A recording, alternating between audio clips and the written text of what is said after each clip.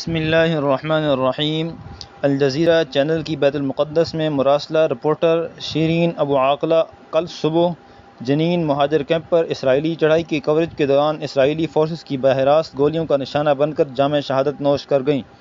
Al Jazeera کی مراسلہ کا قتل عام عرب عوام کو ہر وقت مسئلہ فلسطین سے متعلق آگاہ کرتے اور جگاتے رہنے والی سب سے مؤثر آواز دبانے کی سازش ہے۔ مقبوضہ فلسطین میں الجزیرہ کی معروف رپورٹر محترمہ شیرین صبری ابو عاقلہ کو قابض فوج نے گولی مار کر قتل کر دیا۔ 51 سالہ شیرین مسیحی خاندان کی چشم و چراغ جامعہ یرموک اردن کی فاضلہ اور 1997 سے الجزیرہ چینل کی نامہ نگار تھیں۔ تقرری کے پہلے روز سے آخری سانس تک پورے 23 برس صہیونی مظالم دنیا کے سامنے لانے والی بہادر خاتون عربی، انگلش اور عبرانی پر عبور حاصل تھا۔ آج جنین میں قابض درندوں نے سر پر گولی مار کر انہیں قتل کر دیا۔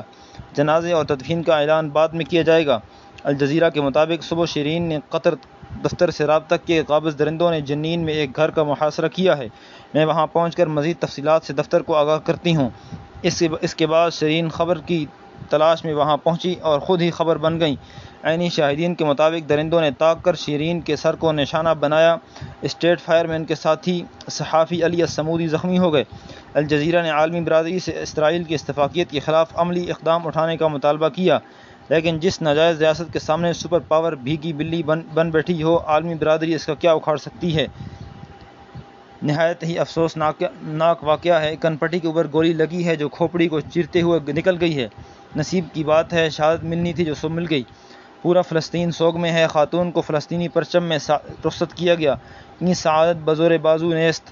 اللہ کی ذات سے امید ہے کہ یہی قربانیاں طلوع سحر کا سبب بنیں گی۔ حق تعالی شہیدہ کی کامل مغفرت فرمائیں۔ آمین ثم آمین۔ جزاکم اللہ۔